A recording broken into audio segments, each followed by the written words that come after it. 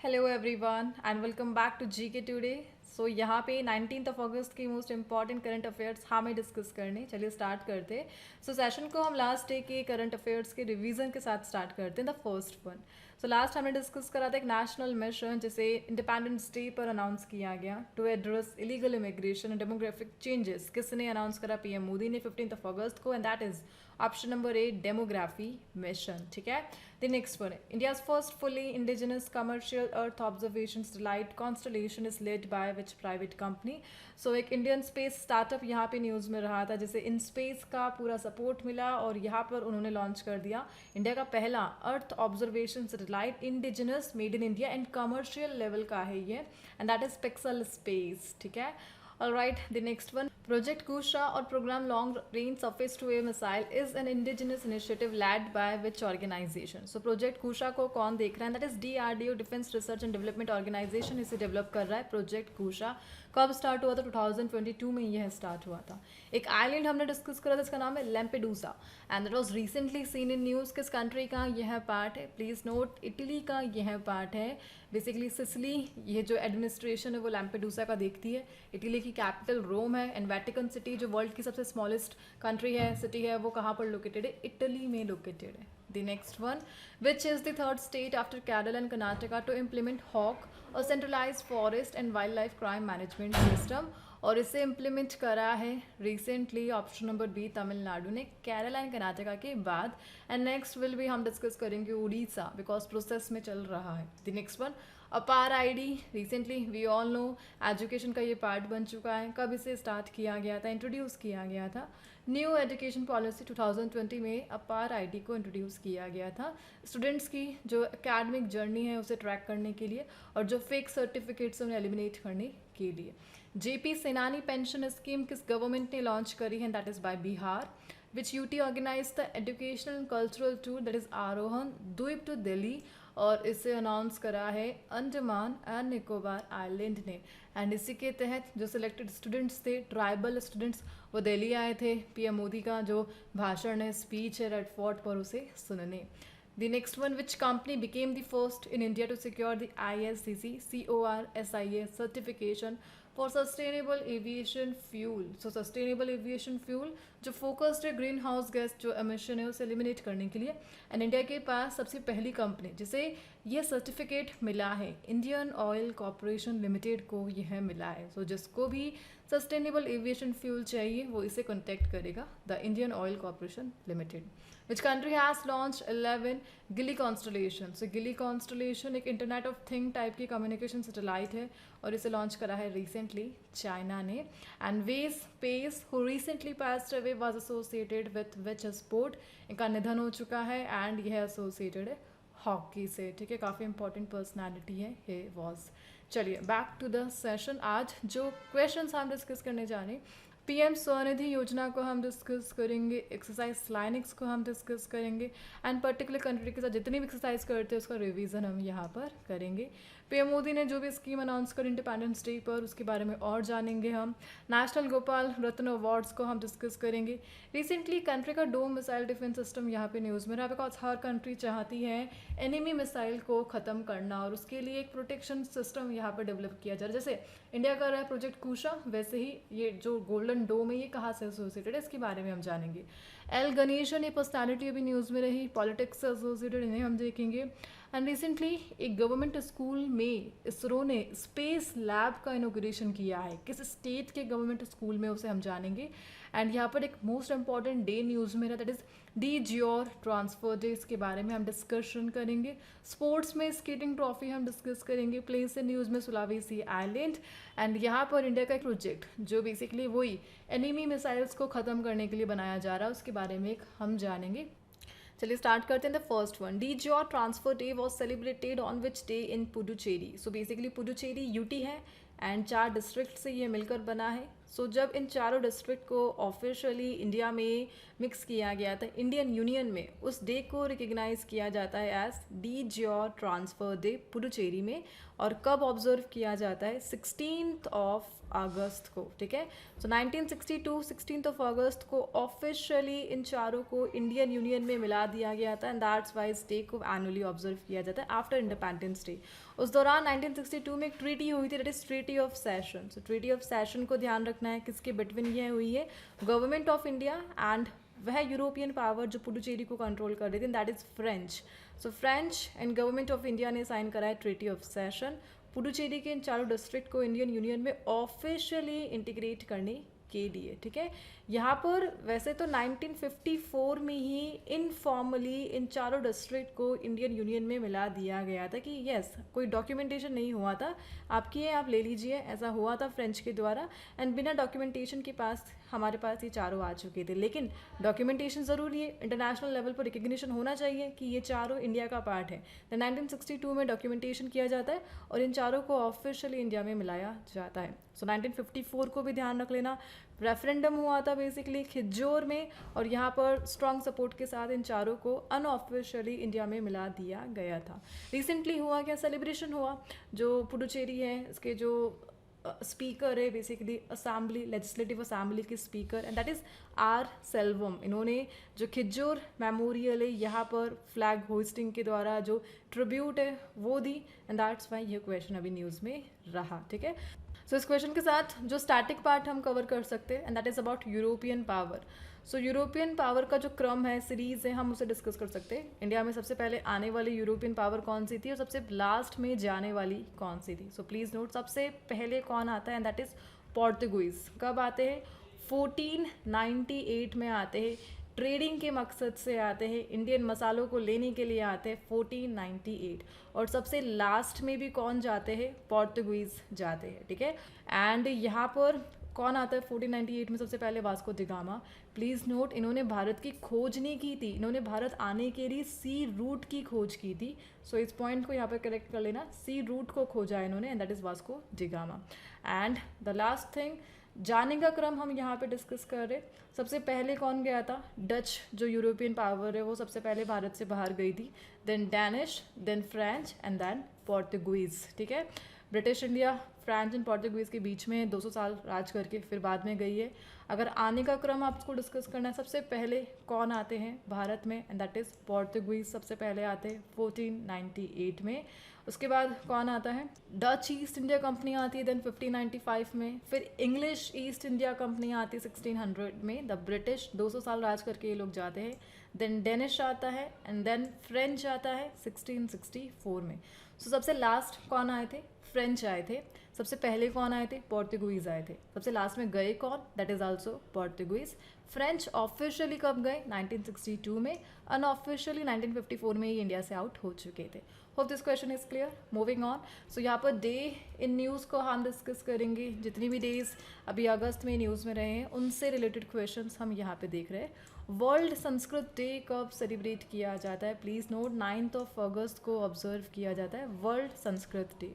World tribal day कब मनाया जाता है, 9 अगस्त को। नेशनल हैंडलूम डे कब मनाया जाता है, and that is 7 August, the national handloom day. Hiroshima day कब मनाया जाता है, एंड दैट इज़ 6 अगस्त को हिरोशिमा डे मनाया जाता है। 9 अगस्त को नागासाकी डे मनाया जाता है। Clove syndrome awareness day is observed every year on which day, and that is 3 August. Ministry of textile ने कैंपेन को लॉन्च करा था नेशनल हैंडलूम डे पर, उस कैंपेन का नाम आपसे पूछा जा रहा है, and that is know your weaves campaign. World wide web day, यह कब ऑब्जर्व किया जाता है, 1 अगस्त को। इसके अलावा हमने डिस्कस करा था इंटरनेशनल यूथ डे कब ऑब्जर्व किया जाता है, 12 अगस्त को। International day of indigenous people वो कब ऑब्जर्व किया जाता है, 9 अगस्त को, एंड मैनी अदर। ठीक है, चलिए आगे बढ़ते। द नेक्स्ट वन, एक लैब को हम डिस्कस कर रहे हैं। पहली बार भारत में ऐसा हुआ है कि इसरो ने एक गवर्नमेंट स्कूल में स्पेस लैब को बनाया है और उसका इनॉग्रेशन रिसेंटली हुआ, एंड किसने किस नाम से उस लैब को बनाया गया उसको हम यहाँ पे डिस्कस कर रहे हैं। Where was the Pasang Wangchuk Sona ISRO space laboratory inaugurated, and that is Arunachal Pradesh में इसका रिसेंटली इनोग्रेशन किया है।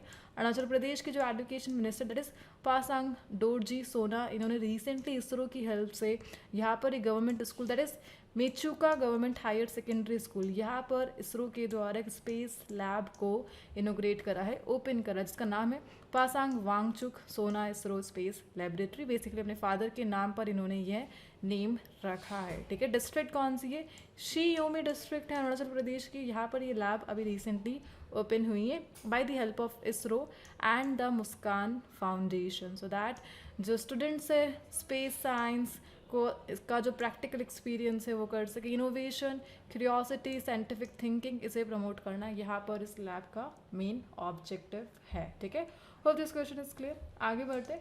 सो लैब हम डिस्कस करें, हाल ही फिलहाल में करंट अफेयर्स में हमने जितनी भी लैब देखी है उसे हम डिस्कस कर लेते।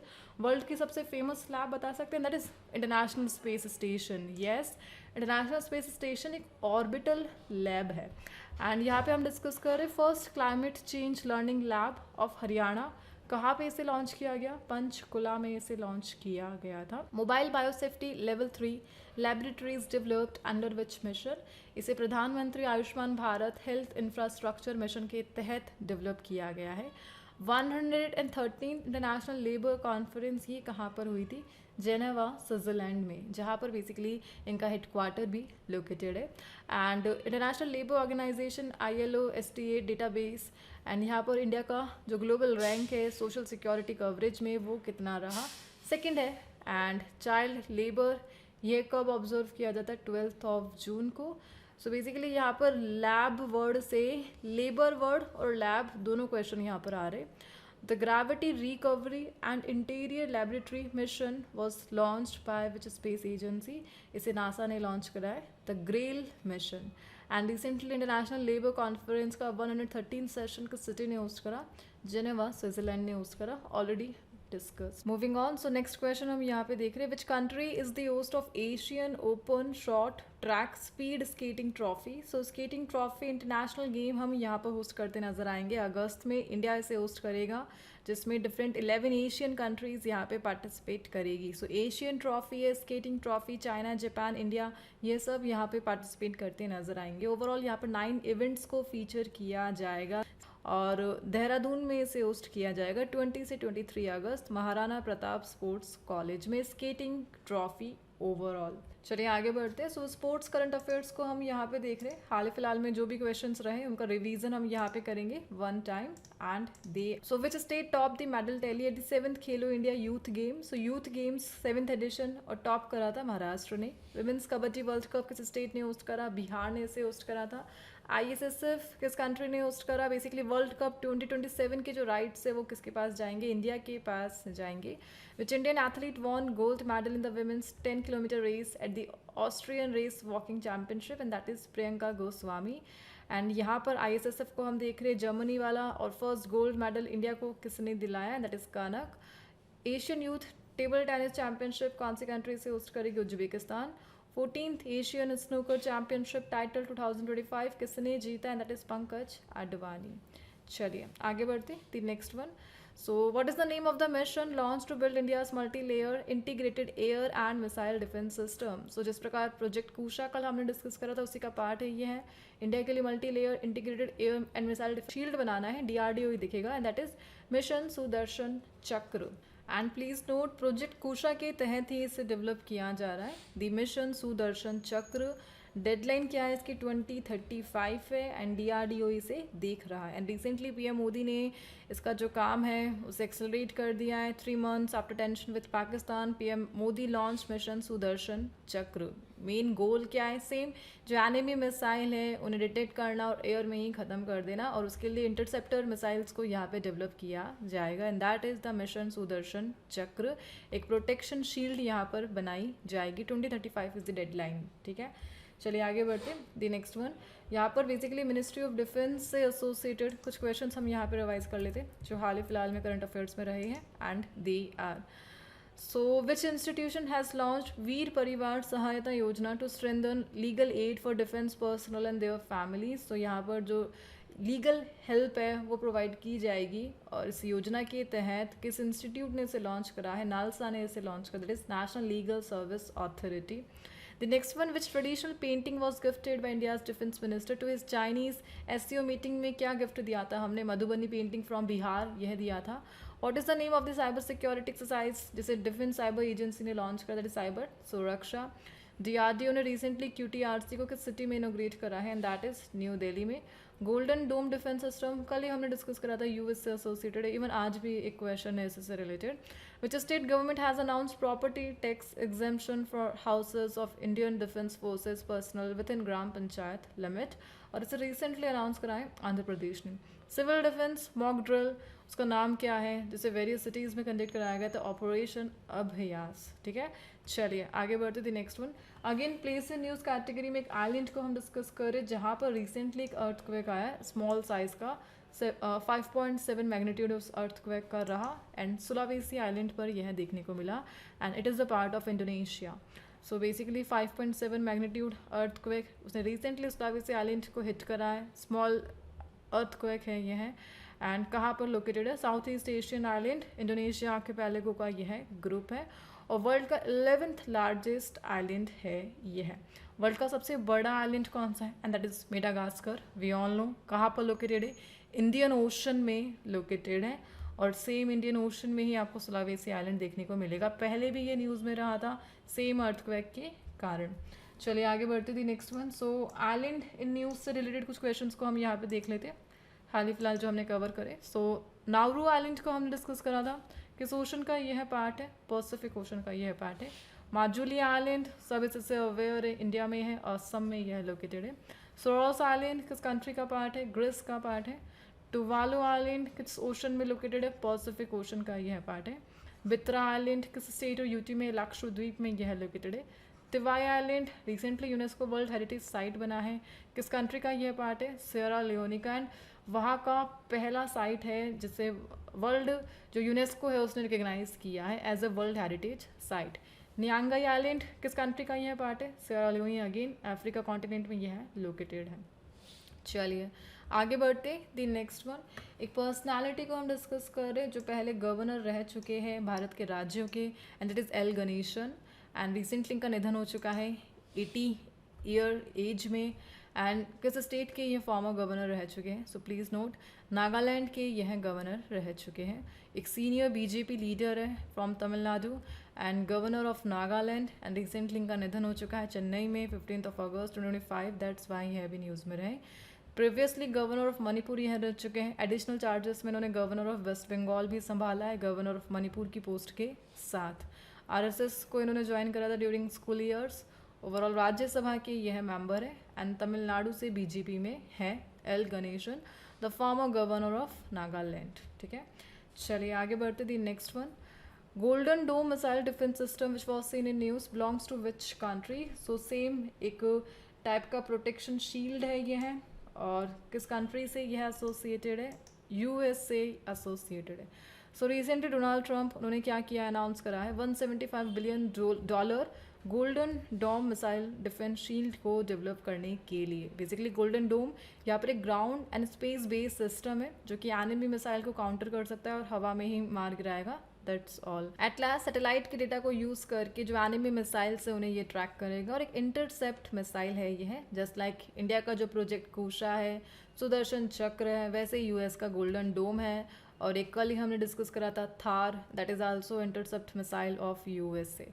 चलिए आगे बढ़ते. The next one, national Gopal Ratna awards was launched under which mission. So award category को हम डिस्कस करें, that is national Gopal Ratna award किस मिशन के तहत इन्हें लॉन्च किया गया, राष्ट्रीय गोकुल मिशन के तहत. राष्ट्रीय गोकुल मिशन कब आया था, 2014 में आया था. गोल क्या है राष्ट्रीय गोकुल मिशन का, इंडिजिनस जो बोवाइन ब्रिड है उन्हें प्रमोट करना है इंडिया में, और यही गोल है. जो भारतीय नस्ल है गौ माता की उन्हें बढ़ाना, यह गोल है राष्ट्रीय गोकुल मिशन का. देन आगे जाके 2021 में यह लॉन्च करते हैं NGRA, the national Gopal Ratna award, honour करने के लिए लाइव स्टॉक फील्ड में, डेयरी सेक्टर में, राष्ट्रीय गोकुल मिशन के तहत. ओवरऑल ये जो अवार्ड है फार्मर्स, कोऑपरेटिव, टेक्नीशियन, इन सब को प्रमोट करता है. जो लोग भी इंडिजिनस कैटल और बफलो ब्रीड्स के जो प्रमोशन है उसके लिए काम कर रहे हैं, एंड दैट्स वाई यहाँ पर ये अवार्ड है एक इंसेंटिव की तरह काम कर रहा है NGRA अंडर दी राष्ट्रीय गोकुल मिशन. चलिए आगे बढ़ते. The next one, PM Svanidhi Yojana was launch by which ministry. So किस मिनिस्ट्री ने PM स्वनिधि योजना को लॉन्च करा है, and that is by ministry of housing and urban affair ने लॉन्च करा है. बेसिकली जो स्ट्रीट वेंडर है उन्हें एम्पावर करने के लिए इस योजना को बनाया गया है, एंड 1 जून 2020 में इसे मिनिस्ट्री ऑफ हाउसिंग ने लॉन्च करा था. लोन यह प्रोवाइड करता है स्ट्रीट वेंडर को। कोविड-19 के टाइम पर इसे बनाया गया था फाइनेंशियल हेल्प प्रोवाइड करने के लिए। कौन इसे इम्प्लीमेंट कर रहा है? SIDBI, the small industries development bank of India इसे इम्प्लीमेंट करता है। एंड यहाँ पर जो लोन है वो अप टू 10,000 रुपये तक का दिया जा सकता है स्ट्रीट वेंडर्स को, जो कि रीपेएबल है। 1 ईयर का टाइम आपको दिया जाता है मंथली इंस्टॉलमेंट के तहत। सो पीएम स्वनिधि योजना, इसे कब लॉन्च किया गया था? 2020 में। मेन गोल क्या है? इंडिया का जो एमएसएमई सेक्टर है उसे बढ़ाना, उसके लिए जो लोन फैसिलिटी है वो प्रोवाइड करना, यह इसका मेन गोल है। ठीक है, hope this question is clear. आगे बढ़ते, कुछ योजना वर्ड से रिलेटेड क्वेश्चंस को हम यहाँ पर देख लेते हैं। हाल ही फिलहाल में जितनी भी योजना वगैरह रही है, एंड दे आर प्रधानमंत्री मातृ वंदना योजना, इसे बेसिकली वी ऑल नो। सामर्थ्य सब स्कीम है, यहाँ पर मेन स्कीम मिशन शक्ति है, मिनिस्ट्री ऑफ वुमेन के तहत यह आती है। प्रधानमंत्री किसान संपदा योजना, यह मिनिस्ट्री ऑफ फूड प्रोसेसिंग से एसोसिएटेड है। And women lead cooperative schemes, that is स्वयं शक्ति सहकार योजना, नंदिनी सहकार किस ऑर्गेनाइजेशन ने लॉन्च करा है? NCDC, national cooperative development corporation ने। वीर परिवार सहायता योजना, इसे किसने लॉन्च करा है? नालसा ने, नेशनल लीगल सर्विस अथॉरिटी ने। अटल पेंशन योजना, इसे PFRDA रेगुलेट करती थी, pension fund regulatory and development authority. And which state has recorded the highest number of roof top solar installation? PM सूर्य घर मुफ्त बिजली योजना के तहत गुजरात है यह। एंड एक स्टेट और यूटी ने रिसेंटली जो कैश अवार्ड है ओलंपिक मेडलिस्ट के लिए उसे बढ़ा दिया है, and that is CM Rekha Gupta of Delhi, उनके द्वारा मुख्यमंत्री खेल प्रोत्साहन योजना के तहत। चलिए आगे बढ़ते, लास्ट क्वेश्चन हम डिस्कस करें, दैट इज एक्सरसाइज स्लाइनिक्स। किन कंट्रीज़ के बिटवीन ये होती है? बायलिटरल नेवल एक्सरसाइज है। And please note, India Sri Lanka के साथ इसे करता है। दिस स्लाइनिक्स 25 रिसेंटली अभी हुआ। इंडिया से INS राणा ने एंड INS ज्योति ने पार्टिसिपेट करा स्लाइनिक्स में, जो कि एक नेवल एक्सरसाइज है इंडिया एंड श्रीलंका के बिटवीन। एंड रिसेंटली न्यूज़ में रही, 2005 से यह स्टार्ट हुई थी। प्लीज़ नोट, मैरीटाइम कोऑपरेशन को बूस्ट करना, लास्ट एडिशन 2024 विशाखापट्टनम में हुआ था। इसके अलावा हम श्रीलंका के साथ कौन सी एक्सरसाइज करते हैं? तो यहाँ पर एक मित्र शक्ति एक्सरसाइज है। प्लीज़ नोट, मित्र शक्ति यह इंडिया एंड श्रीलंका के बिटवीन कराई जाती है, एक बायलेटरल एक्सरसाइज, और अदर स्लाइनिक्स, इन दोनों को ध्यान रख लेना यहाँ पे। चलिए आगे बढ़ते, एक्सरसाइज इन न्यूज़ से रिलेटेड कुछ क्वेश्चंस को हम फटाफट से यहाँ पर देख लेते हैं, रिवाइज कर लेते हैं। And they are, India and the Philippines conducted their first joint naval exercise in which sea? Arabian sea में हुआ था इंडिया एंड फिलीपींस की first joint naval exercise. Joint sea China and Russia के between, and sea of Japan में से host किया गया। सिम्बैक Singapore के साथ हम करते हैं। INS सतपुरा यहाँ पर पहुँचा था। एक्सरसाइज द्रव्य दृष्टि, ये कहाँ पे हुई? सिक्किम में। जुलाई स्टॉर्म, किस कंट्री ने इसे लॉन्च करा? रशिया ने। इंडियन आर्मी की military drill, that is exercise drone प्रहार, कहाँ पर हुई थी? अरुणाचल प्रदेश में।